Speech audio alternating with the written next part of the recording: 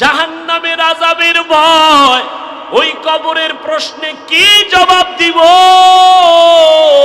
আমি হুজুর কেন এই ভয়ের কারণে জান্নাতের টিকিট পাইছেন 10 জন সাহাবা, তারাও কাঁদতেছেন আল্লাহর আদালতে কেমনে দাঁড়াবো। রহমতের নবী বলেন, আমি আমার হুজরায় এশার নামাজ পড়ে ঘুমাইলাম, আমি ঘুমাইতে গেলে আমার চোখ বন্ধ হয়, আমার অন্তর ঘুমায় না।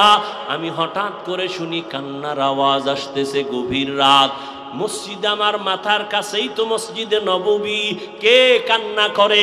আমি আস্তে আস্তে উঠলাম, বের হইলাম, আমি জানালা দিয়া নজর করে দেখি জান্নাতি 1 নম্বরের সাহাবী আমার আবু বকর গভীর রাতে নামাজে দাঁড়ায়া হাউমাউ করে কান্না করে। নামাজ শেষ করার পরে আমি রহমতের নবী জিজ্ঞাসা করলাম, আবু বকর আপনি নামাজে কান্না করলেন কেন? আমার ঘুম ভেঙ্গে গেছে, আপনি কাঁদেন কেন? আবু বকর কান্না করে বলেন, ইয়া রাসূলুল্লাহ,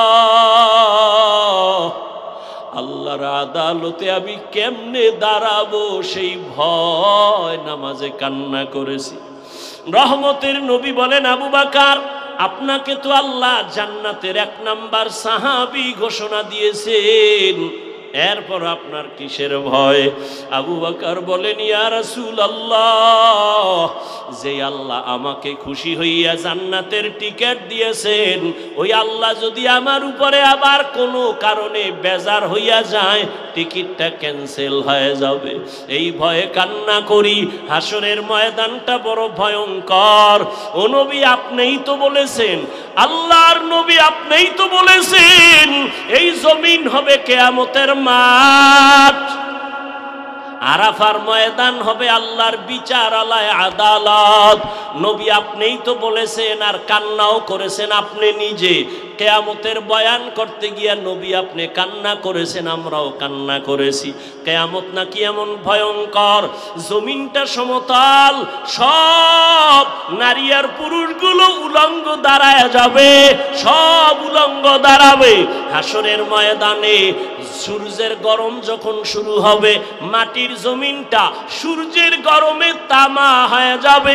অন্যদিকে জাহান্নামের আওয়াজ, আবার আল্লাহ নিজে রাগান্বিত আওয়াজ দিয়া বলবেন, লিমানিল মুলকুল ইয়াউম লিল্লাহিল ওয়াহিদিল কাহ্হার। আল্লাহ তাআলার রাগান্বিত আওয়াজে হাসরের ময়দানটা থরথর করে কেঁপে উঠবে। ওই সময় নবীরা পর্যন্ত কান্না করবেন, উম্মতেরা পাগলের মতো দৌড়াইবে। আমার নবী বলে, আমিও তো কান্না বরদাস্ত করতে পারি না। আম্মা জান আয়েশা বলেন, ও নবী আমার রুমে বৈশা কেন কান্না করেন? নবী বলেন, আয়েশা কিয়ামতের ময়দানের কথা মনে পড়েছে, আমার উম্মতের কি উপায় হবে? মুসা নবী কাঁদবেন, আল্লাহ আমার উপায় কি? ঈসা নবী কান্না করবেন, আল্লাহ আমার উপায় কি? অথচ নবীদের কোনো গুনাহ নাই। কেমন ভয়ঙ্কর অবস্থা হলে নবীরা পর্যন্ত কান্না করবেন। ঈসা নবী কাঁদবেন, আল্লাহ আমার উপায় কি হবে? উম্মতেরা যাবে সুপারিশের জন্য, বলবে যাও যাও, আমার দ্বারা সুপারিশ করা সম্ভব না। নবী বলেন, আয়েশা এইভাবে সব নবীদের থেকে উম্মতেরা বিমুখ হইয়া সর্বশেষ তালাশ করবে রহমতের নবী কই। আমাকে তালাশ করা শুরু করবে উম্মতেরা।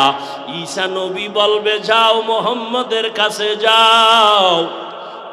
কোন বর্ণনায় আছে ঈসা নবী উম্মতেরে জায়গা দিয়া নবীর কাছে নিয়ে আসবেন।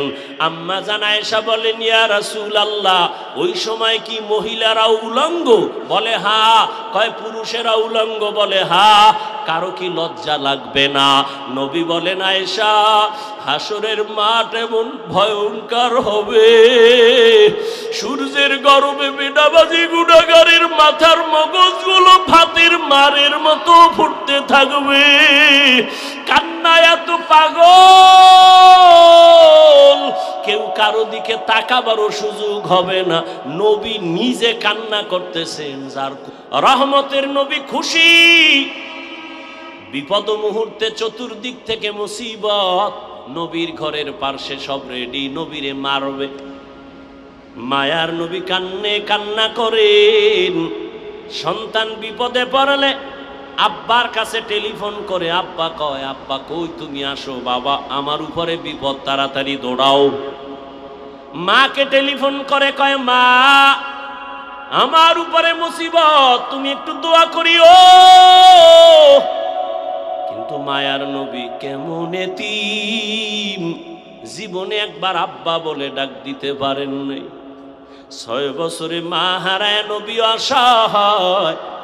নবী বলেন এর উপরে আবার বিপদ। আমি যদি দোয়া করতাম উহুদ পাহাড় স্বর্ণ বানায় দিত আমার আল্লাহ, কোনোদিন দোয়া করি নাই, বরং উল্টা করছি। কি?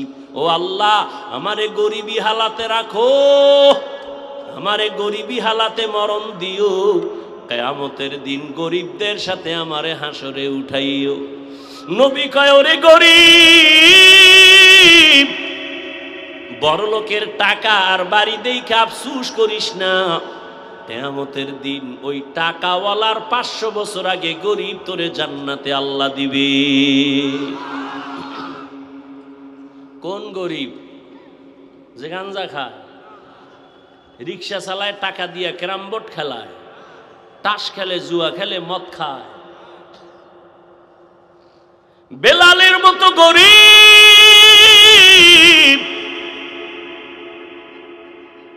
যদিও জান্নাতের টিকিট পায় নাই, আশারায় মুবাশশারায় বেলালের নাম নাই, কিন্তু আরশে আজিমে বেলালের আওয়াজ। আবু হুরায়রা, 10 জন জান্নাতীদের মধ্যে আবু হুরায়রার নাম নাই, কিন্তু আবু হুরায়রা থেকে এই পরিমাণ হাদিস কিতাবের মধ্যে হাদিসে আছে, অন্য কোন সাহাবীর থেকে এত পরিমাণ হাদিস নাই। একটু আগেই বলছিলাম আমার মাওলায় কবুল করলে যোগ্যতা লাগে না। দুনিয়ার মানুষ সম্মানের চেয়ারে বসাবার আগে যোগ্যতা চায়, আর আমার আল্লাহ যাকে চেয়ার দিবেন তাকে চেয়ারে বসাইয়া যোগ্যতা দেয়। রহমতের নবী বলেন,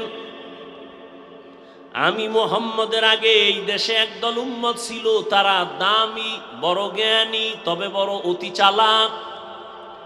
ওই উম্মত হলো মুসা নবীর উম্মত, ঈসা নবীর উম্মত, বনি ইসরাইল। আল্লাহ এদের কত আদর করেছেন। আসমান থেকে আল্লাহ ডাইরেক্ট খানা পাঠাইতেন, এদের আলাদা কোনো রিজিকের কোনো চিন্তা করার প্রয়োজন হতো না। সন্ধ্যাবেলা নিশিরের মতো, কুয়াশার মতো, বৃষ্টির মতো হালুয়া পড়তো আসমান থেকে জমিনে, আর পাখি এক একটা আস্তে আস্তে ছোট পাখি বুনা হয়ে আসতো। আল্লাহ বলছেন, হে মুসা, তোমার উম্মতেরা যেদিন খানা পায় পুরাটাই যেন খায়, চালাকি করে যেন পরের দিনের জন্য না রাখে। যদি রাখে, চালাকি করলে খানা বন্ধ হয়ে যাবে। চালাক এই বনি ইসরাইল খানা পাইয়া মজা দেখা কয়, সব খাইস না, আগামীকাল খাবো, রেখে দাও। পরের দিন থেকে আসমানের খানা বন্ধ হয়ে গেছে। রহমতের নবী বলেন, মুসা নবীর উম্মত ওই বনি ইসরাইল যদি চালাকি না করত, আমার উম্মতেরা কিয়ামত পর্যন্ত বালিশের কিনারায় আসমানের খানা পাইত। গর্তা ওয়াকুল মিকুনি হর সুবহ শাম, میرا ساند رزق تو از لا مقام جزبا حق چی زی مخا از این سجا فضل او عامست در جملا جہا. হা ঘুম আসতেছে, যদি কয় হ্যাঁ ঘুমায়, এটাও একটা মিথ্যা কথা, কারণ বাঙালি রাতে ঘুমায় না, সারা রাত মোবাইলের হক আদায় করে। সকালবেলা ফজর না পড়ে নাক টেনে ঘুমায়, আর চায়ের দোকানে বয়া চাপাবাজি করে। নাক টেনে ঘুমাও কেন? কয় দেশ স্বাধীন। আর ঢাকার শহরে দেখ তাকাইয়ারে যুবক আম্মাজানেরা বোনেরা সাংবাদিক সম্মেলন করে কয় আমাদের এতদিনের দেহ ব্যবসার অধিকার আমরা আবার ফেরত চাই। আমরা দেহ ব্যবসা করে খাইতাম, আবার ফেরত চাই। আর মুসলমান তুমি স্বাধীন স্বাধীন কয়ে ঘুমাও। আল্লাহর জাতের কসম, মুসলমান তো নাকে তেল লাগায়া ঘুমাবি সেই দিন এদেশের পরতে গ্রামে গঞ্জে উলামায়ে কেরাম সিনাটা খুইলা কোরআনের বয়ান করবেন। বেনামাজি সুদখোরের অনুমতি লাগবে না যেদিন। মুসলমানেরা নাক টেনে ঘুমাইবে তো সেই দিন যেই দিন এই দেশের প্রত্যেকটা মসজিদ আর মাদ্রাসার কমিটির মধ্যে বেনামাজি থাকবে না যেদিন। तुकु जाओ सुन्नते अहमद कुजाबा मोहम्मद कैबुवद निस्बत तोरा कारे शैता मी कुनी नामत बोली गरोली नस्तो लानत बरोवली मन अहब्बा सुन्नती कौले रसूल मजदाए काना माई हम कुन कबूल। एक सालाक বয়ে বয়ে কয় হুজুরে ফার্সি মারসি ভাই না কইলে হয় না, এটি বুঝেনি মানুষে। চালাক ভালো, অতি চালাক ভালো না। অতি চালাকের আর এক নাম বেয়াদব। চালাক ভালো, অতি চালাক। এখন মনে করছো তোর থেকে চালাক আমি কম। তুই যদি আমারে প্রশ্ন করো ফার্সি বলে লাভ কি, কেউ বুঝে না। আমি যদি আবার তোকে প্রশ্ন করি তাহলে কোরআনের আয়াত হাদিস বন্ধ করে দেই, কারণ শতকরা 95 জন আরবি বুঝে না। বন্ধ করে দেই। চালাক ভালো, অতি চালাক ভালো না। অতি চালাকের আর এক নাম বেয়াদব। লিকুল্লি শাইইন জিনাতুন ফিল ওয়ারা ওয়া জিনাতুল মারই তামামিল আদাবি। রহমতের নবী বলেন বনি ইসরাইল এত চালাক, বেশি বুঝে বুঝে নিজেদের মধ্যে দ্বন্দ্ব, কয় আমি ভালো তুই খারাপ। এভাবে করে করে তারা দলে দলে 72-এ পরিণত হয়েছে। আমার উম্মত আরো চালাক, ওদের দল আর একটা বেড়ে যাবে। ও যুবক বাবারা, জিব্বা নারা একটু বলবানি কত। কুল্লুহুম ফিন্নার, নবী বলেন সব জাহান্নামে যাবে ইল্লা মিল্লাতান ওয়াহিদা, এক দল মাত্র জান্নাতে যাবে। তাহলে এক দল যদি জান্নাতে যায়, জাহান্নামী কয় দল? 72। এই কথা কি নতুন শুনছেন? আরো আগেও শুনছেন, কিন্তু এখানে একটা পয়েন্ট আছে, এটা হয়তো বা অনেকে শুনেন নাই। যদি শুনে থাকেন আবার শুনেন। 73 দলের ভেতরে এক দল জান্নাতে যাবে, 72 দল জাহান্নামে যাবে। এই যে 72 দল জাহান্নামে যাবে, এরা কেউ হিন্দু না, বৌদ্ধ না, ইহুদি না, খ্রিস্টান না, এরা সব হবে মুমিন মুসলমান। মনে হয় এই কথাটা অনেকে জানেন না। এই 72 দল জাহান্নামী সব হবে মুসলমান মুমিনের ভেতরে। এবার বুঝেন মুমিন যে জান্নাত পাবে কত ভিডা কপালে খাওয়ার পর। জিন্দেগি মে বন্দগি তু কর নাহি, খারাপ লাগে না? जिंदगी में बंदगी तू कर नहीं, जिंदगी बे बंदगी शर्मिंदा है, जिंदगी बे बंदगी शर्मिंदा है। যুবকেরা ভাল লাগে, একতারা হইলে একটু মজা পাইতি। কারণ এখন বাংলাদেশের যুবক তো আপডেট হয়ে গেছে, বাংলা হুনে না, সব হিন্দি। মোবাইলে হিন্দি গান লাগাইয়া লাফায়। লাফাও কেন অর্থ জানুনি, কা আব্বাও জানে না, আমিও জানি না। লাফাও কেন কয় মজা লাগে। এরে যুবক,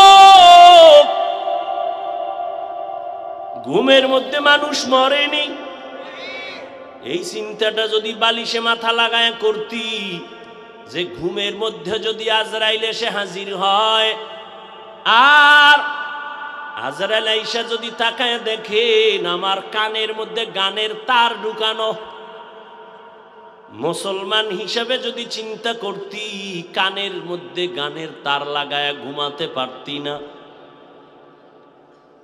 আল্লাহর ভয় তাকওয়া নাই, এ কারণে বয়ান তো তুমিও জানো, এরপরও আমলের খাতা বড় শূন্য।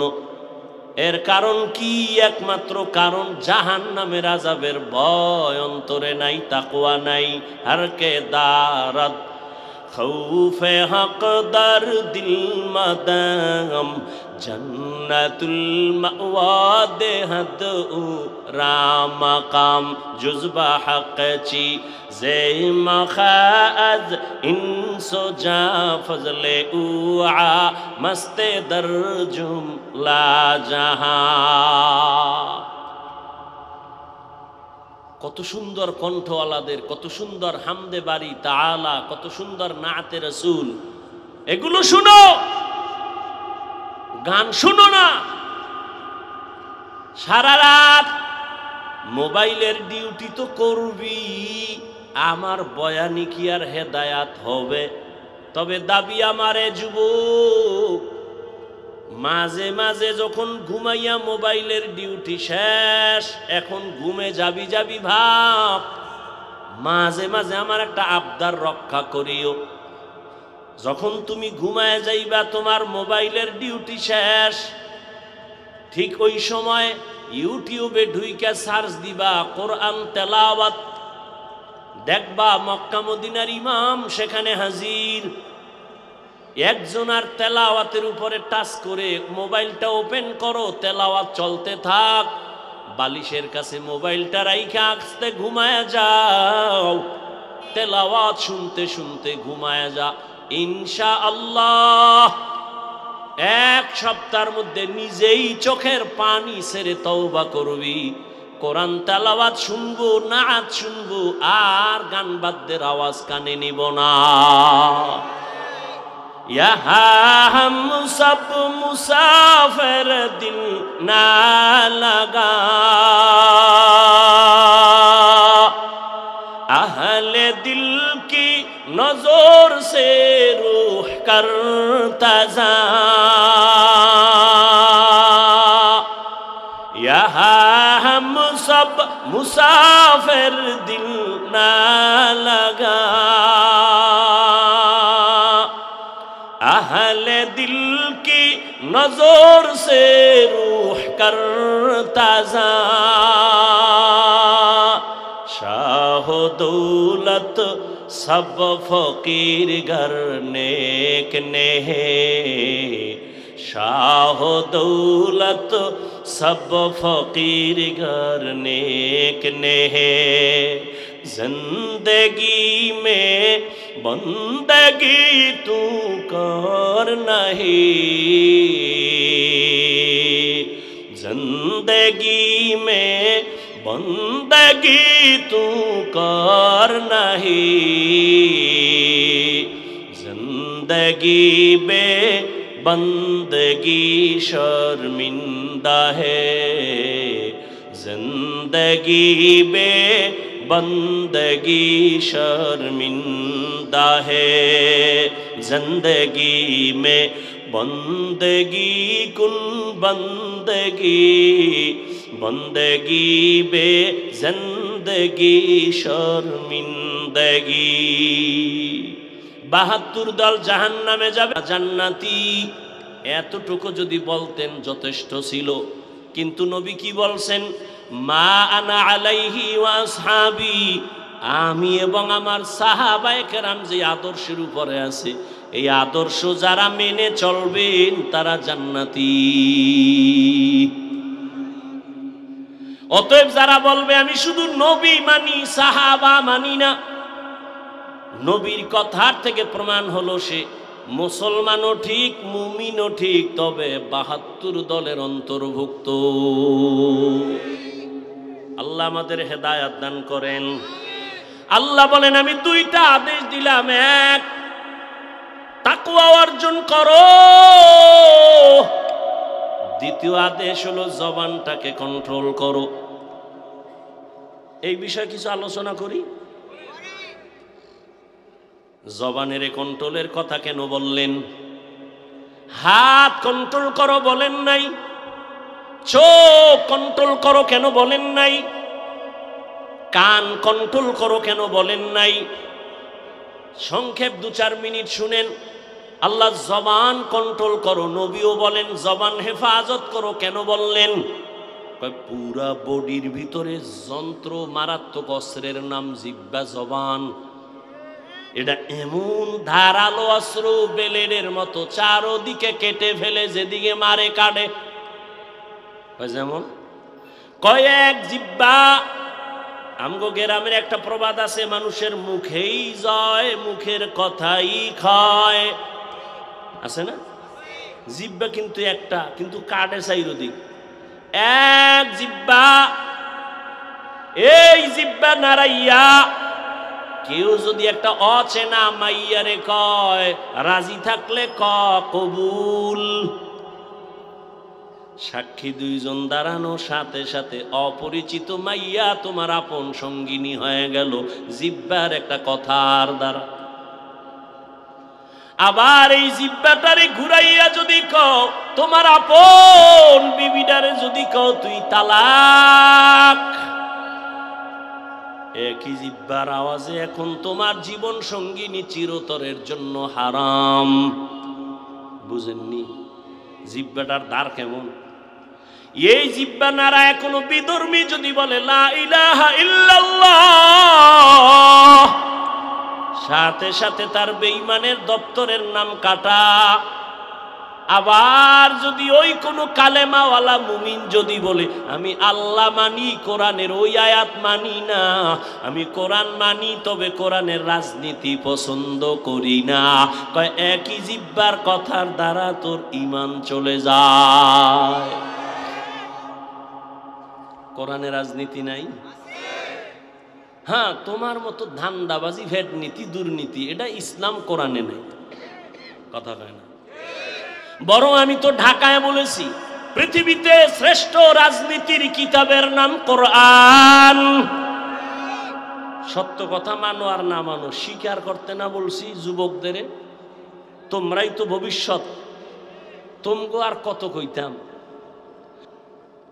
ভাইরা আমার, জবানের একটা কথার দ্বারা মুমিন, আবার এক কথার দ্বারা বেঈমান। রহমতের নবী বলেন যখন আমার চারদিকে অন্ধকার দুশ্মন, আমি এত গরিব, আমারে 3 বছর পর্যন্ত শিয়াবে আবু তালিবের মধ্যে গৃহবন্দী করে রাখছে, খানা দেয় না, পানি দেয় না। আমি আল্লাহর এত প্রিয়, গাছের পাতা ছিঁড়ে ছিঁড়ে আমার পেটের ক্ষুধা নিবারণ করি, চাবায়া চাবায়া খাইয়া। ওই নবী বলেন ওই বিপদের সময় সব বুড়ারা আমার বিরোধিতা করেছে, যুবকেরা আমার উপকার করেছে। এই যুবক, 1500 বছর পর রসুলের আদর্শের একটা উপকার কি করছো? একটা যুবক দাড়ি রাখছে, তুমি কি বলতে পারছো আলহামদুলিল্লাহ যুবক ভাই অনেক ভালো দেখায়, দোয়া করিস আমিও যেন রাখতে পারি? তুমি উল্টাটা মারছো। তুমি জিজ্ঞাসা তোর বয়স কত? কয় এত। কয় এত তাড়াতাড়ি বুজুর্গ?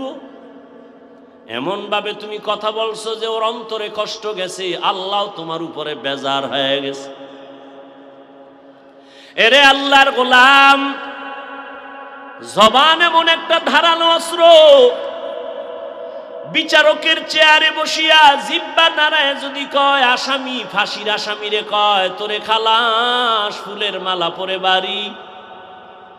আবার বিচারক ওই জিহ্বা নাড়াইয়া বাম দিকে তাকায় যদি কয় পুলিশ, নিরপরাধীরে ধর, নিরপরাধী ফাঁসির মঞ্চে হাজির। জিহ্বা মারাত্মক অস্ত্র। আবার এটা আল্লাহর আলাদা একটা সুন্দর নিয়ামত বটে। কয় কেমন? কয় খানা নিয়ে বসছো, চোখ দিয়ে সব দেখছো, কোনো ময়লা নাই, ময়লা নাই, কিছুই নাই। তোমার চোখের রাডার সব বাছাই করে যখন লোকমা মুখে দিছো, জিহ্বার রাডারে ধরা পড়ছে একটা চুল। পড়েনি? জিহ্বার রাডারে ধরা পড়ে গেল। আরো কত বড় নিয়ামত! এই যে আমি মাউথ সামনে নিয়ে কথা বলি, মেশিন চলে, ফ্যানের বাতাস দিতেছে, না হয় দীর্ঘ টাইম চললে আগুন লাইগা সব পুড়ে যাবে। বিদ্যুতের বাতি জ্বলতেছে, বিল দেওয়া লাগবে। বুঝো, আমি তো নতুন কিছু কইতেছি না, পুরান কথাই তো। জিহ্বা নামের মেশিনটা দুনিয়াতে আসার থেকে যে চালু হইল, এই জিহ্বা নামের মেশিনটা নাড়ায়া কত হাজার হাজার হাজার হাজার কোটি কথা সাপ্লাই হলো। এই কথাগুলো কোন মেশিনে সাপ্লাই দেয়? ওই মেশিনের কে চার্জ দেয়, কে তেল দেয়, কে অকটেন দেয়? কথা বলতে বলতে বলতে বলতে কপাল ব্যথা করে, ঠোঁট ব্যথা করে, গাল ব্যথা করে, মাথা ব্যথা করে, জিহ্বা ব্যথা করে না? এত বড় নেয়ামতেই জিহ্বা। কয় জিহ্বা কন্ট্রোল করো, জিহ্বা দ্বারা যেন অন্যায়ের দিকে না যায়। আমি হাফিজুর রহমান ভালো না খারাপ, আমার জিহ্বার কথায় প্রমাণ করবে আমি ভালো না খারাপ। কি আমি মুমিন না মুসলমান না বিধর্মী, জিহ্বায় প্রমাণ করবে আমার আওয়াজ। আমি এলেমওয়ালা না এলেম সারা, আমার জিহ্বার কথায় প্রমাণ করবে। জিহ্বার কথায় প্রমাণ দিবে আমি কোন বংশের সন্তান। এই জিহ্বাটা কিন্তু তোমার আগে দৌড়ায়, পাতলা নরম, তোমার আগে দৌড়ায়। কন্ট্রোল করো। কেমনে? হাত অন্যায় করে বাইদা রাখ, অন্যায় করবে না। পা অন্যায় করে বেঁধে রাখো, অন্যায় করবে না। কান অন্যায় করলে পট্টি লাগা, অন্যায় কথা কানে আসবে না। চোখ যদি অন্যায় দেখে কালা চশমা লাগা, আর অন্যায় দেখবে না। জিহ্বা যদি অন্যায় করে কেমনে ঠিক করি? কয় রশি দিয়া বাঁধবিনি, কয় পারবো না। কষ্টেপ লাগানো যাবে নি, কয় তাও না। সুপারগুলো লাগাবি, কয় তাও সম্ভব না। কয় জিহ্বাটারে কন্ট্রোল কেমনে করি? বড় মারাত্মক। আল্লাহ কয় এটা আমার কুদরতের এমন একটা নিয়ামত, এটাকে যদি কন্ট্রোল করতে চাও, আমি মাওলার একটা কুদরতি মেডিসিন আছে, ওইটা দিয়া ধর, জিহ্বা আর লাইন ছাড়া চলবে না।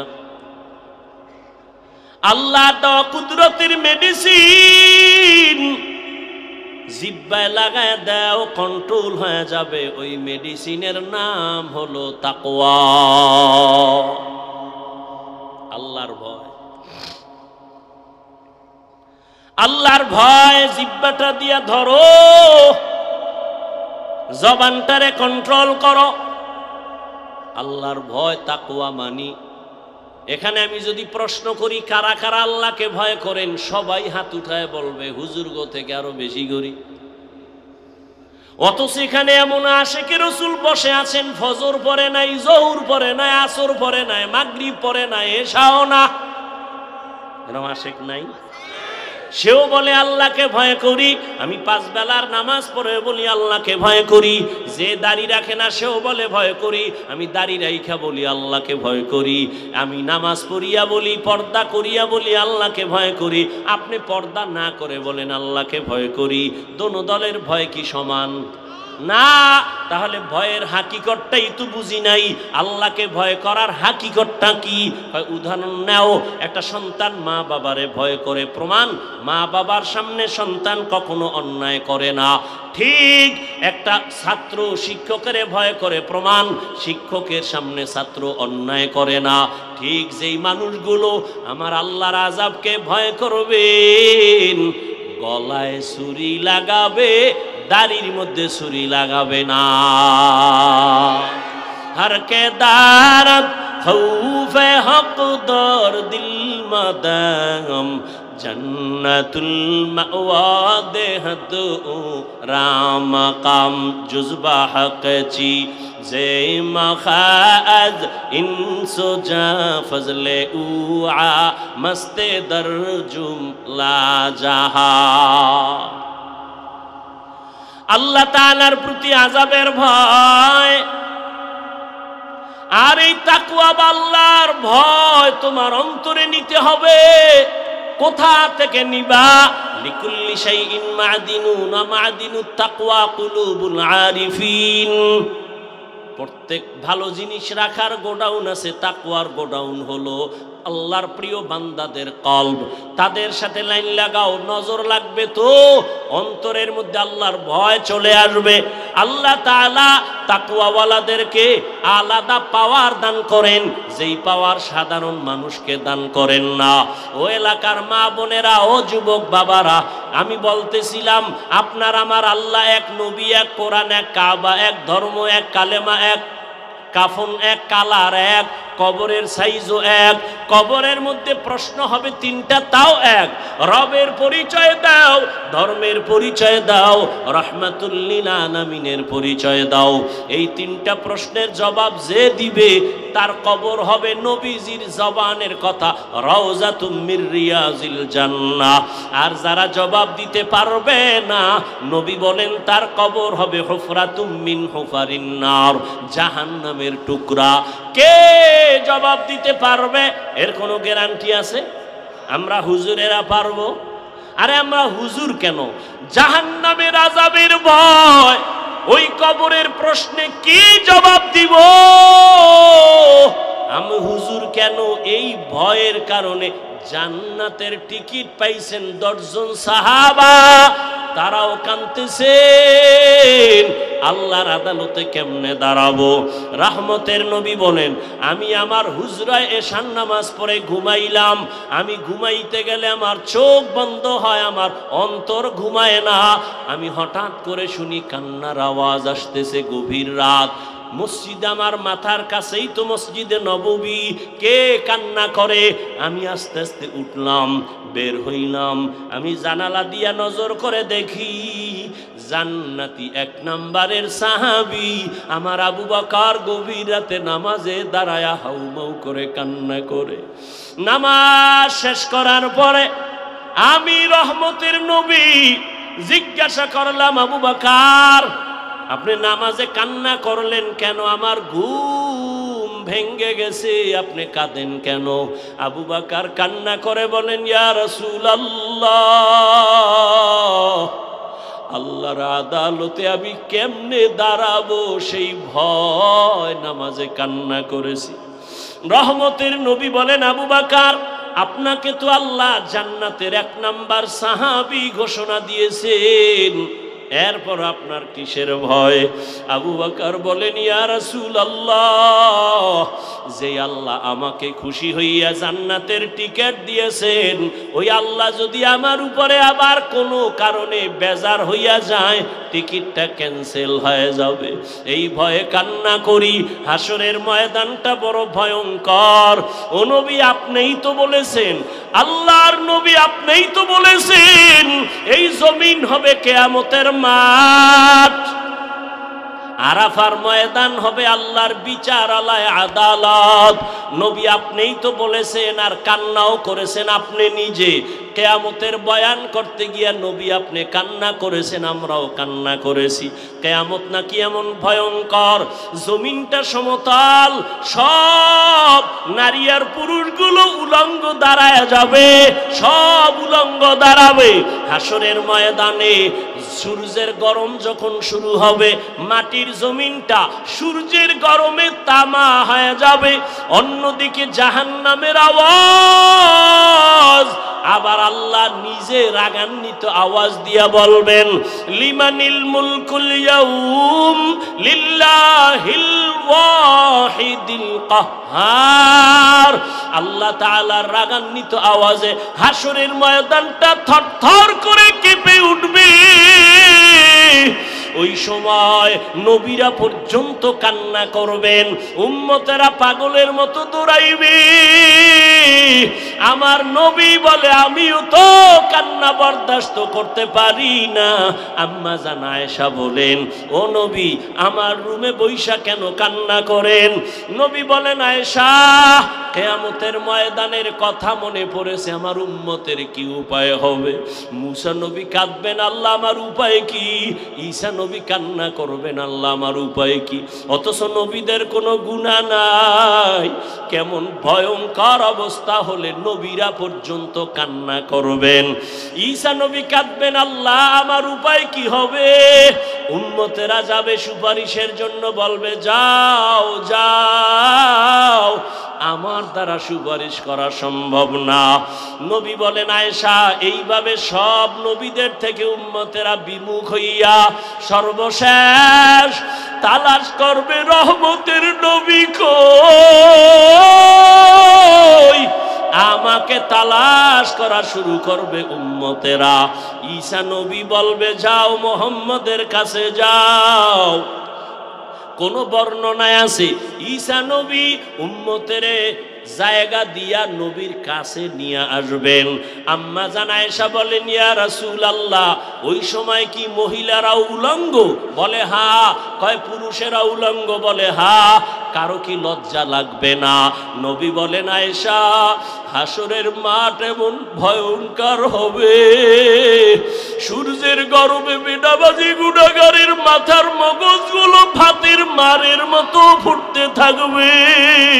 কান্নায় এত পাগল,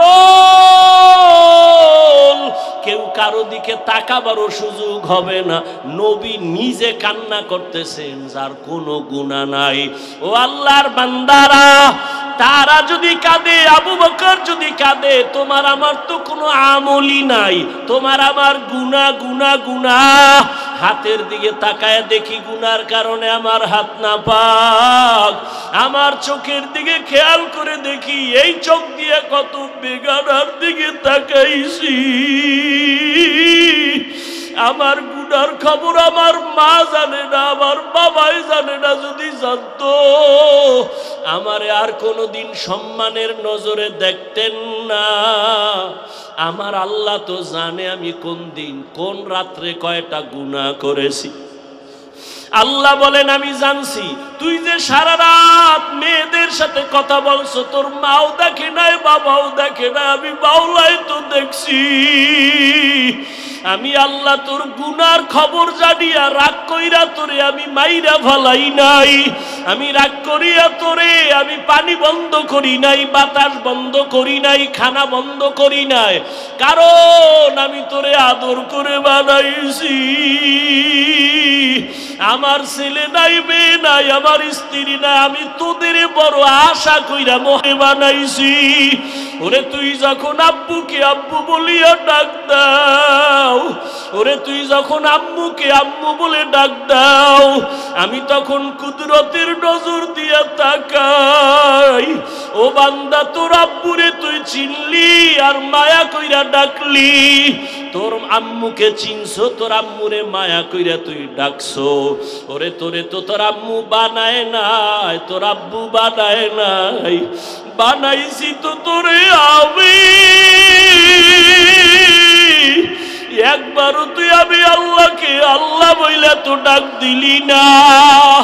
ওরে আমার অন্যায় কি বল? তুই আব্বু কইয়া ডাকো, আম্মু বলে ডাকো, আমি আল্লাহরে কেন একবার ডাক দাও না? ও গুনাহগারেরা, জবান খুলে একবার ডাক দাও, আল্লাহ। আমার মাওলারে ভুইলা কই যাও রে বাবা? আজকে টুপির কারণে সম্মান কমে নাই, দাড়ির কারণে সম্মান কমে নাই, মাদ্রাসায় পড়ার কারণে সম্মান কমে নাই রে বাবা। আমি তোমাদের বলি না স্কুল ছাড়ো, মাদ্রাসায় যাও না, তুমি স্কুলে পড়ো, কলেজে পড়ো, বাবা ডাক্তার হও, ইঞ্জিনিয়ার হও, প্রফেসর হও, তবে অনুরোধ তুমি বেয়াদব হইও না রে বাবা। তোমার ব্যবহারে কোনোদিন যেন মা বাবা কষ্ট না পায়, তোমার আচরণে কোনোদিন যেন উস্তাদ শিক্ষক মুরব্বী কষ্ট না পায়, তোমার ব্যবহারে কোনোদিন যেন আলেম ওলামারা কষ্ট না পায়। মা বাবার দোয়া নিয়া চলিও। ওই মা বাবা শিক্ষক আর ওলামাদের দোয়া না থাকলে আমি এই চেয়ারে বসতে পারতাম না। আমার চেয়ারে বৈশা বয়ান করার মতো কোনো এলেম নাই, কোনো আমল নাই। আমার মা বাবার চোখের পানি আর আমার উস্তাদদের দোয়া, ওলামায়ে কেরামের নেক নজর রে বাবা। ও বাবা, তোমার মতো কি যুবক নাই? তাকাইয়া দেখো, তোমার মতো কত যুবক স্কুলে পড়ে, কলেজে পড়ে, 5 বেলার নামাজও পড়ে। সত্য কথাটা স্বীকার করো, আসেনি? বলো বাবা, তুমি কেন পারো না? তোমার মতো যুবক রাস্তায় গাড়ি চালায়, নামাজ ছাড়ে না। আল্লাহ তোমারে বিবেক দিছে, একটু প্রশ্ন করো, তুমি কেন পারো না রে বাবা? তোমার মতো যুবক র্যাব, আর্মি, পুলিশ, বিডিআরের চাকরি করে, দাড়িওয়ালা নামাজির অভাব নাই। বলো বাবা, তুমি কেন পারো না? আসলে কি কোরআন শরীফ মিথ্যা মনে করছো? তাহলে একটা ভুল বের করে দেখাও। এখন যদি কোরআনের ভুল দেখাইতে পারো, আল্লাহর কসম আমি দাড়ি কেটে ফেলবো, নামাজ বাদ দিয়া প্যান্ট শার্ট টাই লাগায়া নাচ গান করে কোরআনের বিরুদ্ধে কথা বলবো। কিন্তু তুমি কেন 1500 বছর পর্যন্ত বহু পণ্ডিতেরা অপচেষ্টা করিয়াও ভুল বের করতে পারে নাই, তুমিও বাবা পারবা না? তোমার মনটাকে প্রশ্ন করো। তোমার মতো যুবক নদীর মধ্যে মাছ ধরে, নামাজ ছাড়ে না, কৃষি কাজ করে, নামাজ ছাড়ে না। তোমার মতো যুবক তাকায়া দেখো, আজ শ্রমিকের কাজ করে, নামাজ বাদ দেয় না। বলো বাবা, তুমি কেন পারো না? আমার ভয় লাগে, আমার মাওলা বুঝি তোমার উপরে বেজার, মা বাবাই বুঝি তোমার উপরে বেজার। ও বুড়া বাবাজিরা, আপনাদের মতো বুড়ারা মসজিদে গিয়া 5 বেলার নামাজ পড়ে আছে না নাই? আপনারা কেন পারেন না? ও আক্কেলপুরের আম্মা জানেরা, বোনেরা, মাইকের আওয়াজ শুনতেছেন রে মা? ও মা, আপনাদের সম্মান কত জানেননি? আপনারা নবীদের মায়ের মতো মা, সাহাবায়ে কেরামদের মায়ের মতো দামি মা। আপনারা তো আলেম ওলামাদের মায়ের মতো দামি মা। আপনারা তো খাদিজা রাদিয়াল্লাহু আনহার মতো নারী, ফাতেমা রাদিয়াল্লাহু আনহার মতো নারী, আয়েশা রাদিয়াল্লাহু আনহার মতো নারী। আপনারা তো আম্মা জান, ও ইসমাইল নবীর মা হাজরা আলাইহা সালামের মতো দামি নারী, ঈসা নবীর মা মারিয়াম আলাইহা সালামের মতো দামি নারী। বেঈমান ফেরাউন আল্লাহর বড় দুশমন, নিজে গাদ্দারি কইরা আল্লাহর সাথে চ্যালেঞ্জ দিয়া খোদা দাবি করলো। ও বাবারা বলেন, ওই ফেরাউনের ঘরে তার স্ত্রীর নাম কি? ওই বেঈমান ফেরাউনের ঘরের স্ত্রী আসিয়া। এত বড় বেঈমানের ঘরে থাইকে আসিয়া আমার মাওলার আশিকা। রহমতের নবী বলেন, কিয়ামতের দিন জান্নাতে আসিয়ার সাথে আমার বিবাহ হবে। ও আম্মা জানেরা, আপনার স্বামী তো ফেরাউনের মতো খারাপ না। আপনি কি পারেন না 5 বেলার নামাজ পড়ে দোয়া করবেন, ও আল্লাহ আমার স্বামীর কামাই রুজিতে বরকত বাড়ায়া দাও। আপনার স্বামীকে যদি হাত ধইরা মাঝে মাঝে বলতেন, ও স্বামী আমার, তুমি কামাই রুজি করো, আমার আব্বা আম্মার আদর আর মায়া চাইরা তোমার ঘরে আসছি, না খাইয়া থাকলেও আসি, খাইয়া থাকলেও আসি, তবে আমার জীবনের তোমার কাছে একটা দাবি, জীবন গেল হারাম অবৈধ টাকা ঘরে ঢুকাইবা না, হারাম টাকা খাইয়া আমাদের রক্ত নাপাক করব না, আমাদের সন্তানদের রক্ত নাপাক করব না। আম্মা জান যদি বুঝাইতেন আপনার স্বামী কোনোদিন হারাম টাকা ঘরে আনতে পারতো না। এরে আম্মা জান, ও এত বড় বেঈমান ফেরাউনের ঘরে থাইকা আসিয়া আমার আল্লাহকে ভুলে না। আসিয়ার জবান থেকে আমার মাওলার জিকিরের আওয়াজ। ফেরাউন কা আসিয়া তুমি কার নাম লইলা? বলে আমার রবের নাম। বলে আমি তো মিশরের খোদা, তুমি কোন খোদার নাম নিলা? আসিয়া কয় তোমারে যিনি বানাইছেন তিনি আমার রব। ফেরাউন বলে ছেড়ে দাও, আমারে ডাকো। কয় না। এইবার ফেরাউন অত্যাচার শুরু করলো। আসিয়ার উপরে এমন অত্যাচার, ঘুমানোর জায়গা দেয় না, খানাও দেয় না। আসিয়া গোপনে কান্না করে, মালিক দুনিয়ার কষ্ট সহ্য করে নিলাম, তুমি আযাব হাসরের ময়দানে দিও না। হাসরের ময়দানের আযাব সহ্য করতে পারবো না। আসিয়ার বিরুদ্ধে সর্বশেষ ফেরাউন ঘোষণা দিল আসিয়াকে শুলিবিদ্ধ করা হবে, ফাঁসি দেওয়া হবে। হাজারো মানুষ ময়দানে হাজির। খোদা ফেরাউনের স্ত্রীর জবাই হবে, ফাঁসি হবে। দেখার জন্য লক্ষ লক্ষ মানুষ মিশরের ময়দানে। হঠাৎ আসিয়া কাঁদতেছেন, দেখে মূসা নবী রাস্তা দিয়া যায়। আসিয়া কান্না করে বলে, নবী মূসা জানেননি আমার খবর? কয় জানি। তোমার এখন নাকি ফাঁসি হবে? কয় ঠিক আছে, তবে একটু বলবেন, আপনি তো আল্লাহর সাথে কথা বলেন, বলেন আমার আল্লাহ আমার উপরে রাজি নাকি বেজার? মূসা নবী বলে, রে আসিয়া, আল্লাহ তোমার উপরে খুশি। এই কথা শুই না আসিয়ার কান্না বন্ধ হয়ে গেল, মুস্কি মুস্কি হাসে। এবার আসিয়া শুলির মঞ্চে যাইতেছে। ফেরাউন ডাক দিয়ে কয়, আসিয়া এতক্ষণ দেখলাম তুমি কান্না করো, এখন তুমি কেন হাসো? আসিয়া ডাক দিয়া কয়, ফেরাউন তুমি বুঝবা না, তোমার সে চোখ নাই, দেখবা না। আমি আল্লাহর কাছে একটা দোয়া করেছি। ক্বালাত রাব্বিবনি লি ইনদাকা বাইতান ফিল জান্নাহ। আমি আল্লাহকে বলছি, ও আল্লাহ দুনিয়াতে এত বড় ক্ষমতাওয়ালার ঘরে আমার ঘুমানোর জায়গা হলো না, খানা দিল না। ও আল্লাহ আমি তোমার কাছে বিদায় বেলা একটা দাবি জানাই, জান্নাতের ভেতরে তোমার পাশে একটা ঘর বানাইয়া দিও রে মালিক। আমি আসিয়া তাকায়া দেখতেছি ওই জান্নাতের ছবি আমার নজরে ভাসে, এবং আমি দেখতেছি রে ফেরাউন, আজকে তুমি আমাকে শুলিতে সরাইয়া মারবা। লক্ষ লক্ষ ফেরেশতা আসমানে অপেক্ষায় আছে আমাকে জান্নাতে নেওয়ার জন্য। এই জন্য আমি হাসতেছি। ও পর্দার আড়ালের আম্মা জানেরা, আপনার সন্তানকে আদর্শ ডাক্তার বানায়া যান, কোরআন পড়ায় যান। জীবনে ডাক্তার হলো আপনাকে ভুলবে না, দোয়া করতে ভুলবে না। কোরআন পড়িয়া দোয়া করবে, মানুষের দোয়া নিয়ে চলবে। ও পর্দার আড়ালের আম্মা জানেরা, আপনার মতো কত মা, কত বোন এই এলাকায় খুঁজলে পাবেন, পর্দা করে, স্বামীর খেদমত করে, মোবাইলে সময় নষ্ট করে না, নামাজ ছাড়ে না। আম্মা জানেরা আপনারা কেন পারবেন না? এখনো সময় আছে, তওবা করে নেন। রহমতের নবী বলেন, ও আয়েশা, উম্মতেরা বেকার হইয়া যখন আমার কাছে যাবে, আম্মা জান আয়েশা বলতেছেন, নবী আপনি তখন কোথায় থাকবেন? মূসা নবী কান্না করবে, ঈসা নবী কান্না করবেন, ইব্রাহিম কান্না করবেন, তখন আপনি কোথায় থাকবেন? নবী বলেন, ও আয়েশা আমি মাকামে মাহমুদে আমার রবের কুদরতের সামনে সিজদায় পড়ে কান্না করব। তবে সব নবীরা নিজেদের জন্য কাঁদবেন, আমি একবারও বলবো না ও আল্লাহ আমারে বাঁচাও। আমি নবী কান্না করে বারবার বলবো, আল্লাহ আমার উম্মতের বাঁচাও, আমার উম্মতের বাঁচাও, আমার উম্মত যেন জাহান্নামের আগুনে না যায়।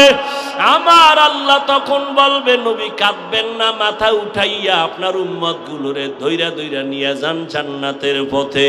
ও আয়েশা তখন আমি উম্মতের ধরে ধরে নিব জান্নাতের পথের দিকে।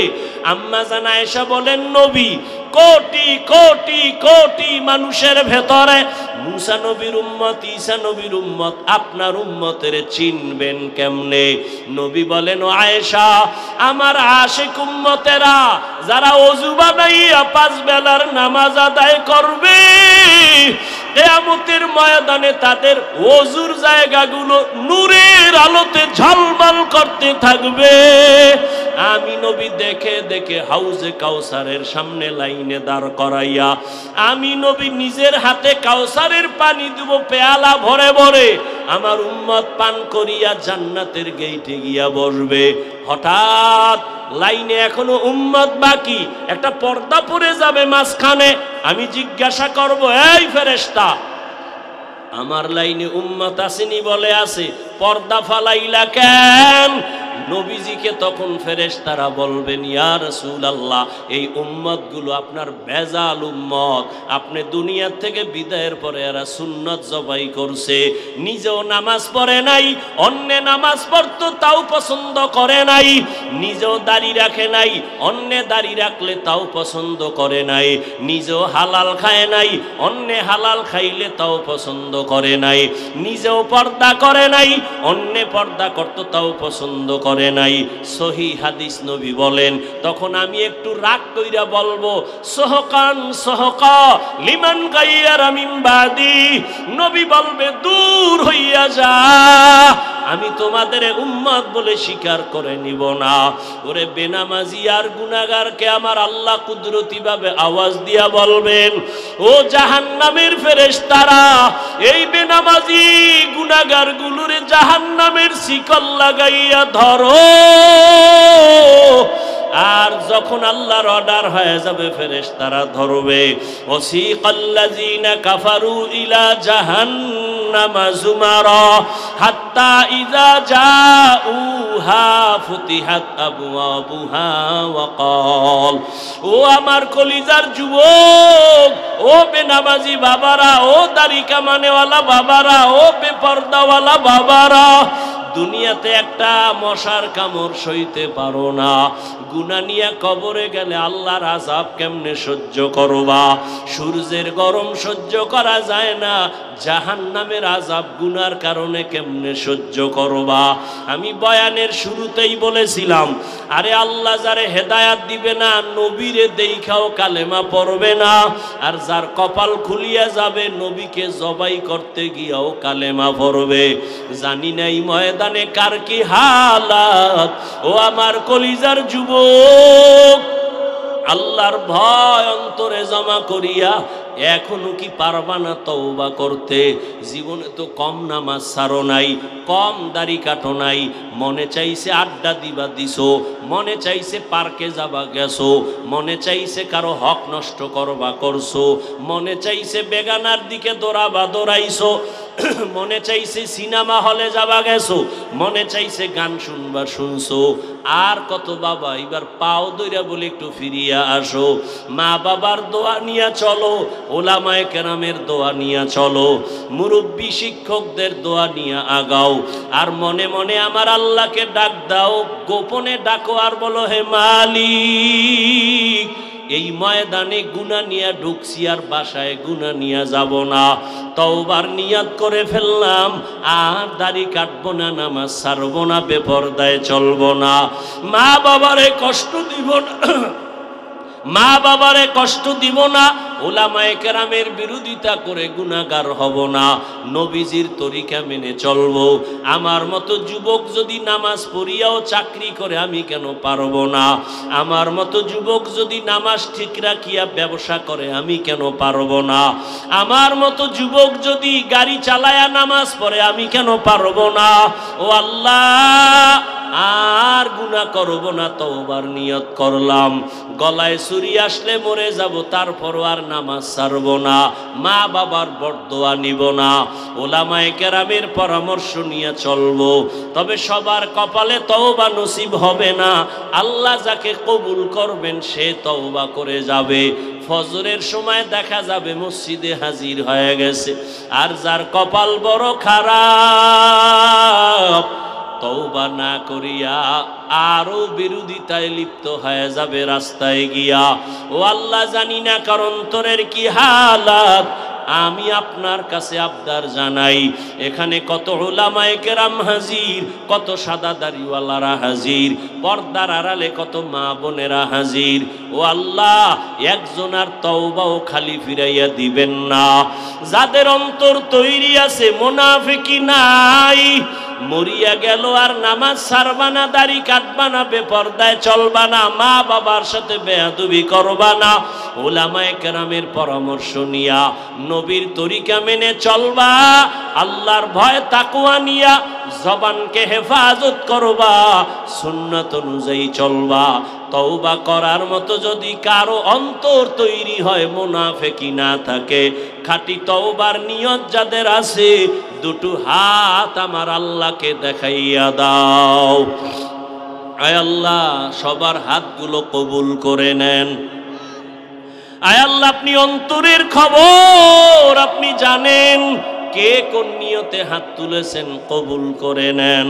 তওবাওয়ালা জিন্দেগি দান করেন, আমাদের তওবার উপরে মজবুত হইয়া মরণ পর্যন্ত চলার মতো তৌফিক দান করেন, আমিন।